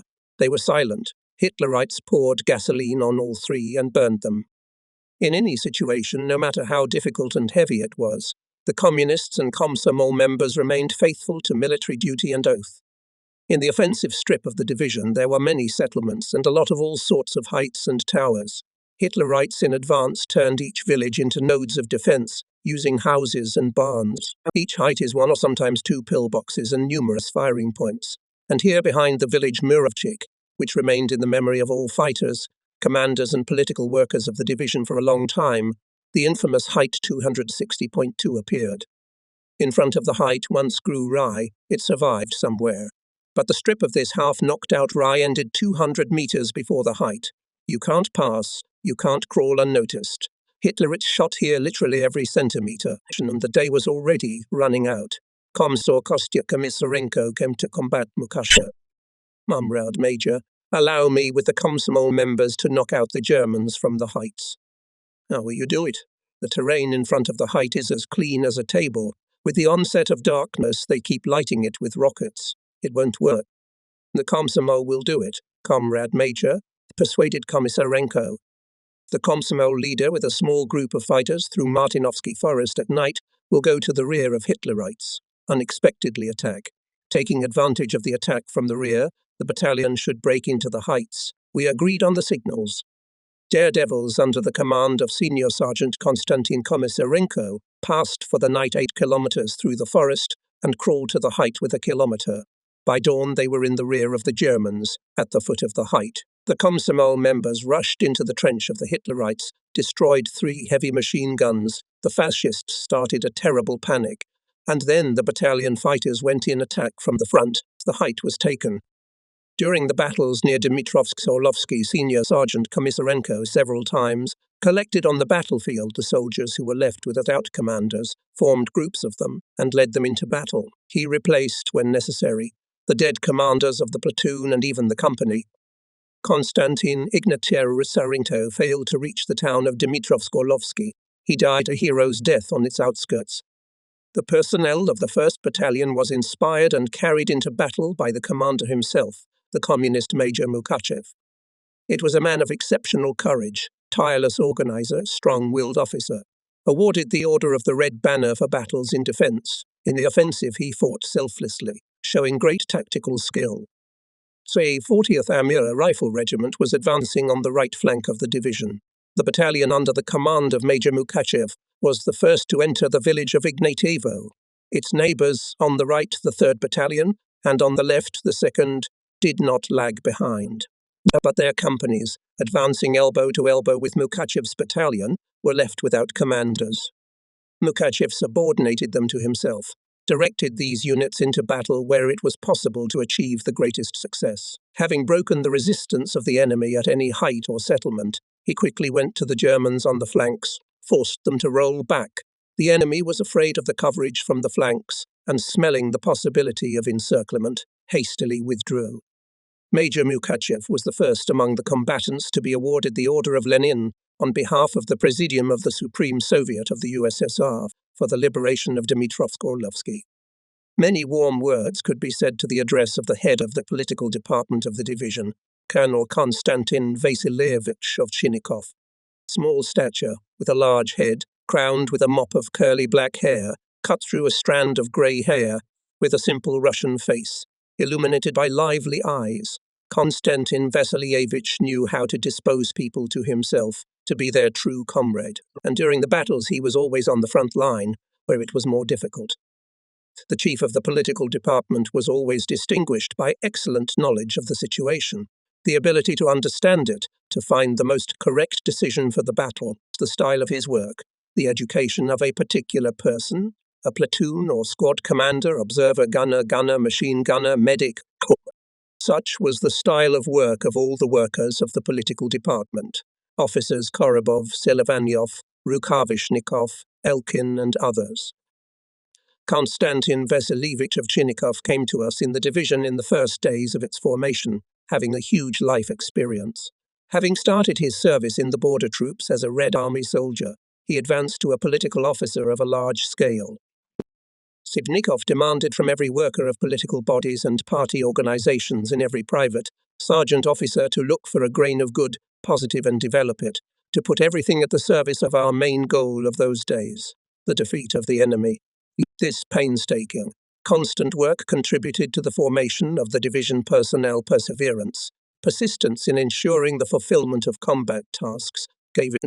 After the liberation of the village Ignatievo, having assessed the situation, on August 5 I put into action the 30th Rifle Kazan Regiment with the task from Halzevo 2 battalions to strike in the direction of the height of 267.7 and the villages of Uspensky and Vozdvizhinsky. During the day the order was carried out.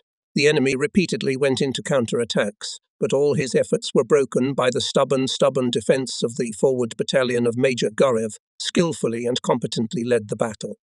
Being at the regiment's regimental post, I witnessed such a combat episode. During the next enemy fire attack, the telephone connection of one of the battalions with the regiment was out of order.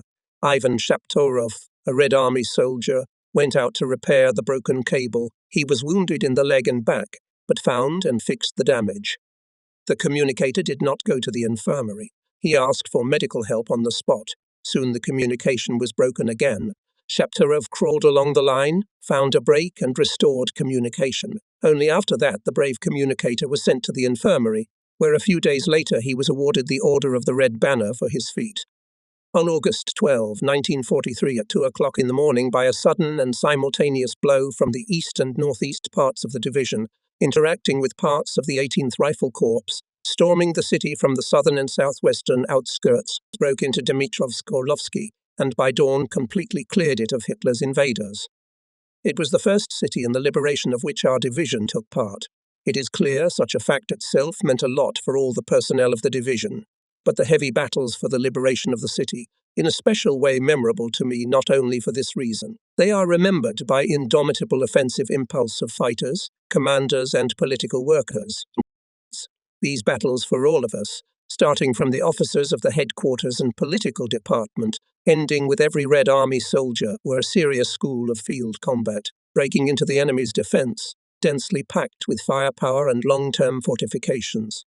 Our units and subdivisions learned the tactical art of bypassing them, blocking, and when the situation required it, and storm from the rear in small groups.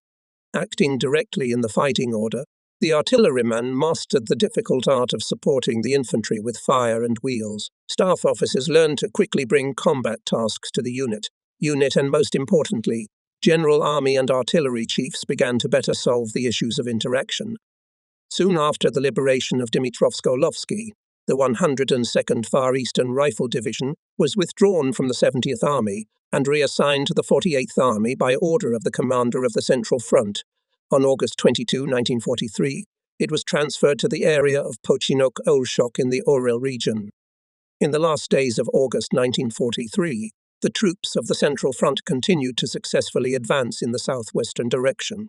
Ahead were the rivers Desna, Soch, Steinlipa, which were to be forced. Our division received a new combat task. I was ordered to receive it at the Army headquarters. Having given a preliminary order to the division units in accordance with the received instructions of the Central Front headquarters to continue the offensive in the southwestern direction, I, with the head of the division political department, Colonel Ovchinnikov, left at night to the village marked on the map. Almost all night we had to look for the Army headquarters. We found it at dawn. We were immediately received by General Nikolai Alexandrovich Isterman, a member of the Military Council of the Army. Nikolai Alexandrovich, of medium height, about 45 years old, round-faced, received us cordially. The conversation took place in a relaxed atmosphere over a glass of tea. The general asked in great detail about the needs of the division, about the experience gained in the battles, about the personnel. We reported that platoons and companies were commanded by cadre commanders with 5 years of service in officer positions, who had graduated from military schools and had combat experience. During the conversation, a member of the Military Council said that the Supreme Command Headquarters attaches special importance to forcing the Desna River on the move in a short time. The commander of the 48th Army, Lieutenant General P. L. Romanenko, entrusted the fulfillment of this task in the first place to the 102nd Far Eastern Rifle Division. It is necessary after the decision to put the task to the units to force, to plan the forcing, to make crossing means and solve many other issues. At the end of the conversation, a member of the Military Council promised to visit the division in the coming days to get acquainted with the soldiers, commanders, and political workers. More specific instructions were received by us at the Army headquarters. We left there in a good mood, thinking about how to better fulfill the main task, to force the Desna River from the start. From August 26 to August 31, 1943, the division fought here to break through Hitler's defense, the depth of which was about 10 kilometers. In these battles, border guards had to deal with numerous tanks and self-propelled artillery installations of the enemy. The first meetings of our fighters with enemy tanks occurred on the outskirts of Dimitrov-Sklovsky. After the 16th Usharysk Rifle Regiment occupied the village of Alexandrovskoye, Hitlerites went into counterattack, supported by tanks. Our fighters were armed with grenades and anti-tank guns. One of the German tanks went straight to the trenches of Sergeant Ilya Pertsov's department. The soldiers froze. They had not yet had to meet with tanks. Sergeant Ilya Pertsov was not confused, gave the command to prepare to open fire on the enemy infantry running after the tank. He himself lay down behind the anti-tank gun and waited for the tank to put up the side. Pertsov knew to hit the frontal armor. When the tank began to turn to the left, the sergeant opened fire, aiming at the tank's wingmen and support wheels. Pertsov knew that behind them were gas tanks. Simultaneously with Pertsov, the squad's gunners opened fire, aiming at the observation and sub-tower slits, hoping to blind the tank or jam the turret. The tank turned its turret and opened fire on Pertsov's trench. The first shell flew past and exploded behind the trench. Ilya Pertsov was more accurate. He had time to make 3 shots, and it is difficult to say which of them was the most accurate, but it doesn't matter. More important is another thing. The tank suddenly burst into flames. Its turret hatch opened and Hitlerites began to jump to the ground. Immediately they fell under the bullets of our riflemen. Pertsov's success became known to all personnel of the division. After him, the armoured gunners of Lieutenant Melnik's unit burned several tanks with the same success, and the lieutenant himself shot down 1 tank from the rifle. Our artillery also played a big role in the fight with tanks. For example, in the first days of August, Senior Sergeant Pavel Sinitsin's gun crew shot down an enemy self-propelled gun of Ferdinand type. In the battles on the approaches to the Desna, the Nazis had a lot of tanks. The fight with them was often dramatic. So, at the end of August, when the breakthrough of the Hitlerites' defense was nearing the end, the units of the 16th Infantry Regiment approached a large village. Intelligence available to the command of the unit indicated a strong defense around the village. It was impossible to take the village on the move. Our units began to quickly entrench. Artillerymen vigorously began to equip firing positions. On the next day, the battery, which included the calculation of Pavel Sinitsin, was attacked by German tanks. In total, 8 of them were advancing on the battery. The battery prepared for battle. Artillerists patiently waited for the approach of tanks, having decided to hit for sure. Hitlerites did not fire from cannons either, but only occasionally hit from machine guns at places that seemed suspicious to them. Finally, they approached at 350-400 meters. The long-awaited command sound. On the Nazi tanks, fire. Shots rang out. In turn, the tanks, continuing their slow march forward, opened aimed cannon and machine gun fire on the firing positions of our artillerymen. From the smoke of bursts and clouds of dust rose up 2 vehicles, which clearly intended to rupt the firing position of the calculation of Senior Sergeant Sin. The artillerymen worked perfectly. One of the tanks was enveloped in a cloud of smoke. It caught fire, followed by the second tank shuddered and stopped. Then the third tank was hit. Hitlerites rolled back. There was a pause. We could take a break. But the fascists bypassed the firing positions of artillerymen through the forest and tried to surround them. They appeared from the flanks and from the rear. The artillerymen took a circular defense. Enemy soldiers, despite the heavy fire of our fighters from machine guns and rifles, came closer and closer to the firing positions. Then Senior Sergeant Sinitsin ordered to roll out the gun on direct aiming. Gunner Sergeant Malishev fell to the site, and they opened fire. Shell after shell was sent to the enemy by Sinitsin. The ranks of the attackers were thinning, but they persistently continued to advance. Malishev and second number Kashtanov were wounded. Sinitsin himself was wounded, but the artillerymen continued to fire. Finally, the Germans rolled back, but soon again appeared tanks. Now they were even more cautious, but Sinitsin was extremely cautious. He decided to hit only for sure, and as soon as the German tank appeared in the sight, a shot rang out. The fighting machines stopped. There was one such moment that day, when Hitlerites found themselves a few meters away from Sinitsin's gun, preparing to capture it. But Senior Sergeant Sinitsin, Lieutenant Commander Setnishenko, Sergeant Leonid Pushkin managed to roll the gun from under the noses of the fascists and, having unexpectedly struck them, destroyed the attackers, and then again returned to their firing position and continued the battle. Other calculations also struck in a friendly manner. The enemy was stopped. That day, from 4.0 to 21.0, Hitlerites 6 times made attacks. Twice tried to encircle our units, but they did not succeed. Our soldiers had already learned a lot. They were no longer afraid of encirclement. They had the experience of battles near Dimitrov-Sklovsky. In the middle of the day, to the artillerymen came reinforcements. Fighting became more fun.